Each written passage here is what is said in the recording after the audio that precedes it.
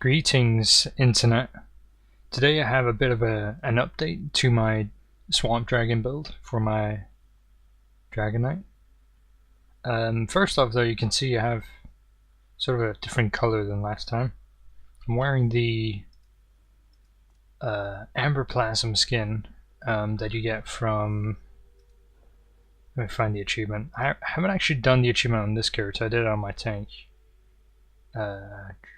Here it is. The Runes of Macedon Challenger. And there's another skin as well, Spider Kit, I'm still trying to get.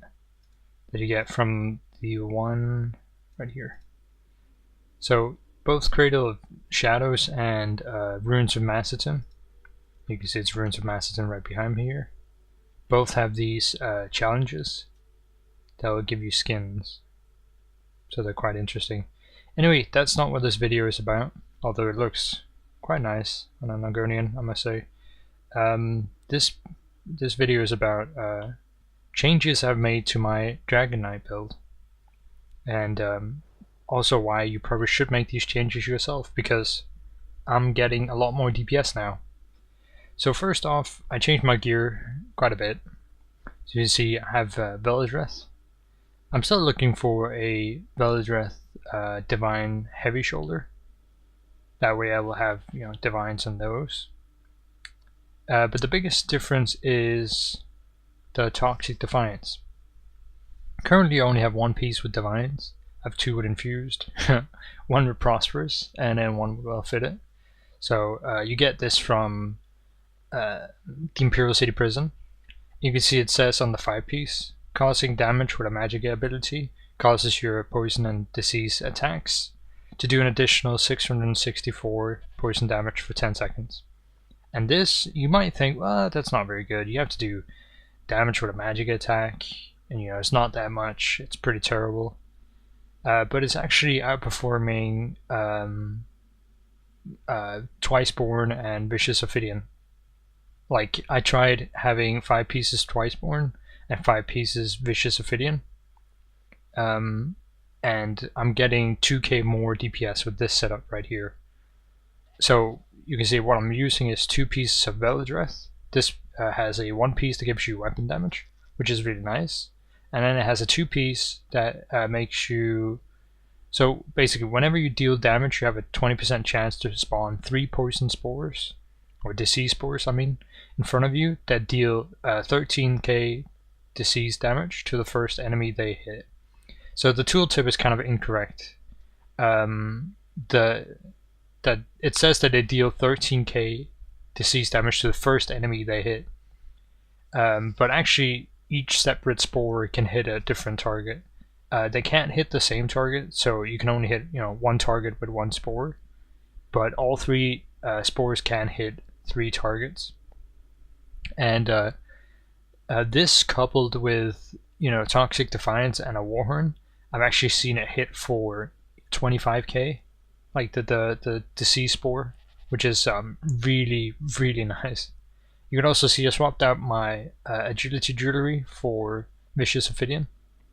It's actually all legendary, kind of flashy. It doesn't matter if it's purple or legendary, you really just want this for the 5-piece. The crit is nice, but the 5-piece is what makes the biggest difference. So they made a change to Minor Slayer, which makes it so you cause 5% more damage to all monsters in dungeons and trials. And this also works in the arena, so pretty much all instance areas, which is really nice. 5% is a lot more than the, what was it, 180. Do I actually have any agility in this character? I do not. But yeah, so that's a lot more damage than the 180 weapon damage you got from agility. So if you can get this, you want to go for it. And like I mentioned in my sorcerer guide build, you get this from doing AA, HRC, and SO. I'm not sure if the purple version drops in normal SO, but I do know the purple version drops in normal AA and normal HRC. And they're really easy to farm, plus you have the ability to trade with people, which makes it even easier. I still have the same weapons, one powered axe, which is terrible, I did get a better bow. It's precise, but I'm still trying to get sharpened. Sharpen is still the best trait for weapons. I mean, there's no doubt about it. Plus, sharpen is the only trait that actually carries over. So if I'm on my dual wheel bar, I have sharpen on my weapons, I do an attack, that penetration carries over even if I swap bars, which the other things do not. Like, let's say I use an ability on this one, I have a certain amount of crit, 57 right here. If I swap over, the crit on the attack is now no longer 57. Also, you can see a huge disparity between those two bars. Not sure why that is. So that does 7%. Why am I'm wondering why I have that much more crit on this bar though. That is kind of strange. Well, hold on. What if we... Nope. Wow, okay. Well, so there's 12% disparity between my two bars. It doesn't really matter though. But you can also see when we actually buff up with igneous weapons, we have almost 4k on our dual wheel bar, which is really nice. The bar setup is pretty much the same, except I moved rearming trap from this spot right here to this spot. And the reason for doing that is that the cruel flurry also buffs the trap, which I did not know before, which means that the trap ends up doing more DPS than the noxious breath, which means it's more valuable to have trap here than noxious breath. So you still have noxious breath, it's just on your back bar, and you won't use, you know, trap in, or not trap, rapid strikes into noxious breath. So but yeah, so that's pretty much the same setup. The rotation is slightly different, but I'm just going to show you that in the DPS test. I kind of want to just show you quickly what the what the Toxic Defiance does and what the Velodreth does. So in case you haven't noticed yet, we're going to use Flames of Oblivion to be the trigger for Toxic Defiance. So you see if I activate it here, it's going to hit a target. Once it hits a target, our arms are going to go green, which means that, you know, we now have empowered disease and poison attacks. You might have noticed Velodreth just proc there. I'm going to try and proc it again. It procs with all damage, so it procs with dots, ranged attacks, melee attacks. There it goes. Oh, all of them missed. Cool. Another thing, by the way, the Flames of Oblivion is a really good attack for triggering Toxic Defiance, because it lasts for 15 seconds, and our bar rotation is usually, you know, 10 seconds, and it hits 3 times. So, you know, even if you're slow in your rotation, the Toxic Defiance buff will always be up. Let me just show you the Velodreth again. Let's see if we can get it to hit. Come on. There we go. Hit for 21.7. You can see in FTC it's called Horror Explosion. That's quite a lot of damage. Also, I just noticed something. I wonder if that is a bug. Let me just try that again. Holy shit. Okay. I just noticed something that's probably not intentional, but it looks like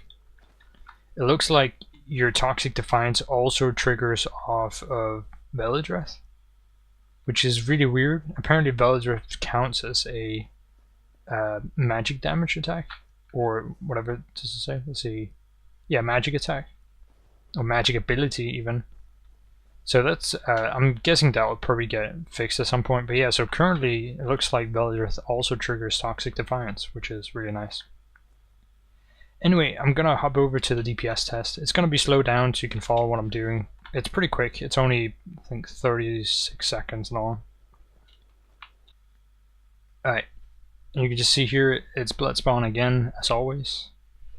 I always use the same target, you know, and the same 2 people with the same buffs and everything whenever I do my DPS test, just to make sure that every single test I do is comparable, basically. You can see I started off with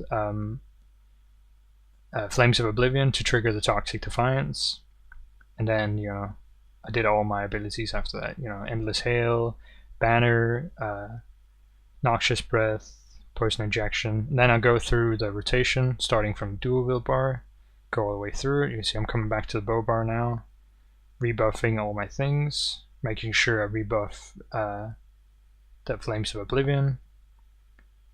And just make sure, you know, you do what you did with the previous time. You know, like last time I showed you this, just how you want to always make sure to, you know, use rapid strikes into those 5 abilities, or 4 abilities, I mean. Like, you always use rapid strikes before trap, before venomous claw, before rending slashes, and before poison injection. Anyway, you can see we're killing the target right here. Bam, 41.7, almost 42k DPS. When I did my test with Twiceborn and Vicious Ophidian, 5 pieces of both, I got just 40k DPS. The previous video I showed you with this build, I got 39 something, I think, like almost 40. So, you know, it's a huge increase in DPS. You know, it might not seem huge, but getting those extra, you know, 2k DPS is just huge, I think, personally, especially when it's, you know, I've already done my best to make this build as effective as possible. But you can see here the Horror Explosion, the Veldrith Helm, does 2.5k DPS on this test here, so that's pretty huge. Anyway, thanks for watching.